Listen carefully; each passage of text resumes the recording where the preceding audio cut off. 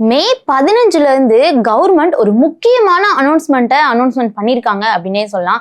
ஏன்னா இத்தனை நாளா வெயிட் பண்ணிட்டு இருந்த ஒரு விஷயம் அப்படின்னா இந்த எலெக்ஷன் வந்துருச்சு.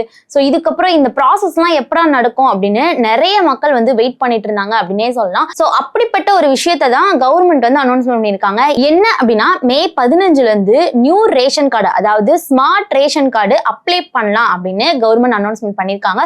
இது எல்லாருமே வெயிட் பண்ண ஒரு விஷயம் அப்படின்னே சொல்லலாம். ஏன்னா இப்போ இந்த 1000 ரூபாய் மகளிர் உரிமை தொகையா இருக்கட்டும், ஸோ இதுக்கப்புறம் இந்த யாரெல்லாம் அப்ளை பண்ணலாம் அப்படின்றத கொஞ்சம் ஸ்டாப் பண்ணி வச்சிருந்தாங்க. நிறைய பேர் வெயிட்டிங் லிஸ்ட்ல வச்சிருந்தாங்க அப்படின்னே சொல்லலாம். ஸோ இப்போ அந்த போர்ட்டலை ஓபன் பண்ணியிருக்காங்க. மே 15க்கு அப்புறம் ஸ்மார்ட் ரேஷன் கார்டை அப்ளை பண்ணலாம் அப்படின்னு சொல்லிட்டு. ஸோ இதுல யாரெல்லாம் அப்ளை பண்ணலாம், அதே மாதிரி எப்படி அப்ளை பண்ணலாம், ஸோ என்ன மாதிரியான மிஸ்டேக்ஸ்லாம் பண்ணாங்க அப்படின்னா ரிஜெக்ட் ஆகும் அப்படின்றதெல்லாம் இந்த வீடியோல பார்க்கலாம். தமிழ்நாடு கவர்மெண்ட் அபிஷியலா இந்த அனௌன்ஸ்மெண்ட் பண்ணியிருக்காங்க. அதாவது மே 15ல இருந்து உங்களுடைய smart ration card application reopen ஆகுது அப்படின்ற மாதிரி. ஸோ இதுவரையும் அப்ளை பண்ணாதவங்களா இருக்கட்டும், ஸோ வெயிட்டிங் லிஸ்ட்ல இருந்தவங்களா இருக்கட்டும், ஸோ இவங்க எல்லாருக்குமே ஒரு ஃபைனலா சான்ஸ் கிடைக்குது அப்படின்ற மாதிரி தான் இருக்குது. ஸோ அது மட்டும் இல்லாம இது ஒரு பெரிய ரிலீஃப்கான ஒரு அப்டேட்டாவும் நம்மளால பார்க்க முடியுது. ஸோ அதுக்கப்புறம் இது யாரெல்லாம் அப்ளை பண்ணலாம், அதாவது ஸ்மார்ட் ரேஷன் கார்டை யாரெல்லாம் அப்ளை பண்ணலாம் அப்படின்னா, நார்மலா நியூ ஃபேமிலி ஸ்டார்ட் பண்றவங்களா இருக்கட்டும், இதுவரை நீங்க ரேஷன் கார்டே வாங்கல அப்படின்னா நீங்க நியூ ஃபேமிலி ஸ்டார்ட் பண்ண போறீங்க அப்படின்னா அவங்க அப்ளை பண்ணலாம். அதே மாதிரி நியூ மேரிட் கப்பிள் தனியா ரேஷன் கார்டு வேணும் அப்படின்ற மாதிரி அவங்களுமே அப்ளை பண்ணலாம். அதே மாதிரி பழைய கார்டு இல்ல அப்படின்றனாலும், எனக்கு இதுவரையும் பழைய கார்டே நான் ரேஷன் கார்டே யூஸ் பண்ணதில்லை அப்படின்னாலும் அவங்க யூஸ் பண்ணலாம். அதே மாதிரி பேர் ரிமூவ் ஆயிடுச்சு அப்படின்னாலும் அவங்க நியூவா ரேஷன் கார்டு அப்ளை பண்ணலாம் அப்படின்ற மாதிரி சொல்றாங்க. ஸோ எக்ஸாம்பிள் ஒரு ஃபேமிலில இருந்து நீங்க பிரிஞ்சு தனியா வாழ்றீங்க அப்படின்னா நீங்க நியூ ரேஷன் கார்டுக்கு அப்ளை பண்ணலாம் அப்படின்ற மாதிரி சொல்லியிருக்காங்க. ஸோ இதுக்கு முன்னாடி ரிஜெக்ட் ஆனவங்களும் மறுபடியும் ட்ரை பண்றதுக்கான சான்சஸ் தான். ஸோ மே 15க்கு அப்புறம் இந்த போர்ட்டல் ஓப்பன் ஆகுது. ஸோ இதுக்கப்புறம் நீங்க இந்த ரேஷன் கார்டை அப்ளை பண்ணிக்கோங்க அப்படின்ற மாதிரி தான் இப்போ கவர்மெண்ட் அனௌன்ஸ்மெண்ட் கொடுத்துருக்காங்க. ஸோ இதுல என்ன மாதிரியான டாக்குமெண்ட்ஸ்லாம் நம்ம சப்மிட் பண்ணணும் அப்படின்னா, அப்ளை பண்ணணும் அப்படின்னா இந்த டாக்குமெண்ட்ஸ்லாம் ரெடியா வச்சுக்கோங்க. என்னென்ன மாதிரியான டாக்குமெண்ட்ஸ்லாம் நம்ம சப்மிட் பண்ணணும் அப்படின்னா, நீங்க ரேஷன் கார்டு அப்ளை பண்ண போறீங்க அப்படின்னா இந்த டாக்குமெண்ட்ஸ்லாம் ரெடியா வச்சுக்கோங்க.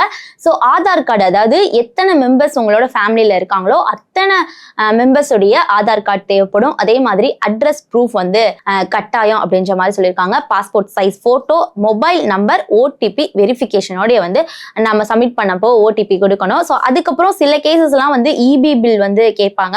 அதே மாதிரி கேஸ் பில் சில கேசஸ்ல கேட்பாங்க.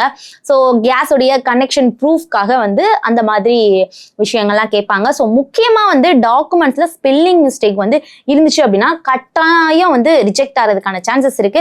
அதே மாதிரி ஆதார் டீட்டெயில்ஸ் எல்லாமே கரெக்டா இருக்கணும் அப்படின்ற மாதிரி சொல்லியிருக்காங்க. ஸோ இந்த டாக்குமெண்ட்ஸ்லாம் இருந்துச்சு அப்படின்னா நீங்க தாராளமா ரேஷன் கார்டு அப்ளை பண்ணலாம். இதுக்கப்புறம் எப்படி அப்ளை பண்ணலாம் அப்படின்னா, அப்ளை பண்றதுக்கு 2 ஈஸி மெத்தட்ஸ் இருக்கு. அதாவது ஆன்லைன் மெத்தட், அதே மாதிரி ஆஃப்லைன் மெத்தட். ஆன்லைன் மெத்தட்ல கவர்மெண்ட் வெப்சைட்லயே நீங்க நார்மலா போய் அப்ளை பண்ணலாம். அதே மாதிரி டீட்டெயில்ஸ் ஃபில் பண்ணிட்டு டாக்குமெண்ட்ஸை அப்லோட் கொடுக்கணும். ஸோ அட்வான்டேஜ் நீங்க வீட்லயே இருந்து கூட நீங்க இது பண்ணிக்கலாம். ஏன்னா ஆன்லைன்றனால யார் வேணாலுமே பண்ணலாம் அப்படின்ற மாதிரி தான் இருக்கு. ஸோ நீங்க ஆஃப்லைன்ல நீங்க பண்ணோம் அப்படின்னா பக்கத்துல இருக்க இ சேவை மையத்துல போய் இதே மாதிரி தான் உங்களுடைய டாக்குமெண்ட்ஸ் கொடுக்கணும். அதே மாதிரி அங்க ஃபிங்கர் பிரிண்ட் கேட்பாங்க, அதே மாதிரி ஓடிபி வெரிஃபிகேஷன் கேட்பாங்க. அங்கேயே நீங்க பாஸ்போர்ட் சைஸ் எல்லாத்தையுமே நீங்க அங்க கொடுக்கணும். இ சேவை மையத்துல அவங்க ஃபில் பண்ணி டாக்குமெண்ட்ஸ் எல்லாம் அப்லோட் பண்ணுவாங்க.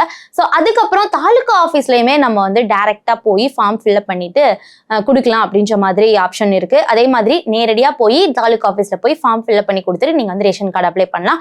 ஸோ இது எல்லாமே டெக் தெரியாதவங்களுக்கு இது ஒரு ஆப்ஷன், அது ஒரு நியூ ஆப்ஷனா இருக்கும் அப்படின்ற மாதிரி சொல்றாங்க. ஏன்னா ஆன்லைன்ல அப்ளை பண்ண தெரியாதவங்களா இருக்கட்டும், இல்ல நீங்க இ சேவை மையத்துக்கு போக தெரியாதவங்களா தாலுகா மையத்துல போய் நீங்க டைரக்டா நீங்க ஃபார்ம் ஃபில்அப் பண்ணி கொடுத்துட்டு இந்த டாக்குமெண்ட்ஸ்லாம் நீங்க சப்மிட் பண்ணிட்டு வரணும் அப்படின்ற மாதிரி சொல்லியிருக்காங்க. அதுக்கப்புறம் என்ன மாதிரியான ப்ராசஸ் நடக்கும் அப்படின்னா, கண்டிப்பா அப்ளை பண்ண உடனே கார்டு வந்துராது. ஸோ முதல்ல வெரிஃபிகேஷன் நடக்கும். அதுக்கப்புறம் ஃபீல்டு ஆஃபீஸர்ஸ் உங்களுடைய அட்ரஸை செக் பண்ணுவாங்க. ஸோ எல்லாமே கரெக்ட் ஆச்சு அப்படின்னா சில ஒரு ஃபியூ வீக்ஸ்லயே உங்களுக்கு ஸ்மார்ட் கார்டு வந்துரும். ஸோ அது மட்டும் இல்லாம இப்போ ரீசெண்டா ஒரு 2 months, அதாவது எலெக்ஷன் போயிட்டு இருக்கு, இந்த மகளிர் தொகையெல்லாம் அந்த ஒரு எமர்ஜென்சில உடனே கார்டு வந்துச்சு அப்படின்ற மாதிரிலாம் நம்மளுக்கு தகவல் வந்துச்சு. ஸோ இது எல்லாமே வெயிட்டிங் லிஸ்ட்ல இருந்தவங்களுக்குலாம் வந்துச்சு. ஸோ இப்போ கார்டு அப்ளை பண்றீங்க அப்படின்னா உங்களுக்கு ஒரு 2 weeks or 3 weeks உங்களுக்கு அந்த வெரிஃபிகேஷன் முடிஞ்சு கார்டு வந்துடும் அப்படின்ற மாதிரி சொல்றாங்க. ஸோ இதுல ரொம்பவே பேஷன்ஸ் ரொம்பவே முக்கியம் அப்படின்ற மாதிரி சொல்றாங்க. ஸோ இப்போ நம்ம அப்ளை பண்றப்ப எல்லாருமே காமன் மிஸ்டேக்ஸ் வந்து கண்டிப்பா பண்ணுவோம். என்ன மாதிரியான காமன் மிஸ்டேக்ஸ் டூப்ளிகேட் வந்து அப்ளிகேஷன், அதாவது டூப்ளிகேட் அப்ளிகேஷனை சப்மிட் பண்ணிடலாம், இல்ல அப்படின்னா ஃபேக் டாக்குமெண்ட்ஸை நம்ம கொடுக்கலாம். நம்ம ஃபேக் டாக்குமெண்ட்ஸும் கொடுத்துருக்க மாட்டோம். ஸோ அது வந்து சம் ஃபேக்கா இருக்கலாம். ஸோ அதுல சில மிஸ்டேக்ஸ் இருக்கலாம். ஸோ அதுக்கப்புறம் ராங் அட்ரஸ் இருக்கலாம், தப்பான ஒரு அட்ரஸ் இருக்கலாம்.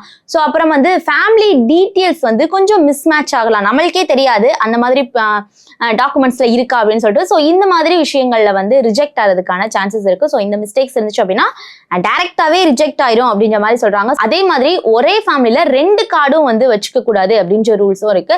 ஸோ நீங்க வந்து எக்ஸ்ட்ரா ஏதாவது ஒரு கார்ட்ல நீங்க உங்களோட நேம் இருக்கலாம். ஸோ இந்த மாதிரி மிஸ்மேட்ச் ஆகுறப்ப கண்டிப்பா வந்து ரிஜெக்ட் ஆகும். ஸோ இந்த மாதிரி காமன் மிஸ்டேக்ஸ் எல்லாம் பண்ணாம கரெக்டான டாக்குமெண்ட்ஸ், கரெக்டா மிஸ்டேக்ஸ் எதுவும் இல்லாம கரெக்டான ப்ரூஃப்ல கரெக்டான அட்ரஸ்ல நீங்க சப்மிட் பண்ணீங்க அப்படின்னா கார்டு வந்து சீக்கிரமா வந்துடும் அப்படின்னு சொல்றாங்க. ஸோ இந்த அப்டேட் வந்து ரொம்பவே ஒரு நல்ல விஷயம் அப்படின்னே சொல்லலாம். ஏன்னா ரொம்ப நாள் கழிச்சு ரொம்ப நாள் வெயிட்டிங் லிஸ்ட்ல வந்து நிறைய பேர் வந்து இருந்திருப்பாங்க அப்படின்ற மாதிரி தான் தெரியுது. ஸோ இது வந்து ஒரு நல்ல அப்டேட் அப்படின்ற மாதிரியும், நீங்க இதுவரை வந்து ரேஷன் கார்டு அப்ளை பண்ண அப்படின்னா மே 15க்கு அப்புறம் அந்த போர்ட்டல் ஓப்பன் ஆகுது. ஸோ கண்டிப்பா போய் new ration card, smart ration கார்டை வந்து நீங்க அப்ளை பண்ணிக்கோங்க. மோர் இன்ஃபர்மேஷனுக்கு நம்ம சேனலை ஃபாலோ பண்ணிக்கோங்க. மேலும் ஈடி தமிழ் சேனல்ல வரப்போகும் பிசினஸ் மற்றும் அது ரிலேட்டடான வீடியோவை பார்க்க உடனே கீழே இருக்க சப்ஸ்கிரைப் பட்டனை கிளிக் பண்ணுங்க.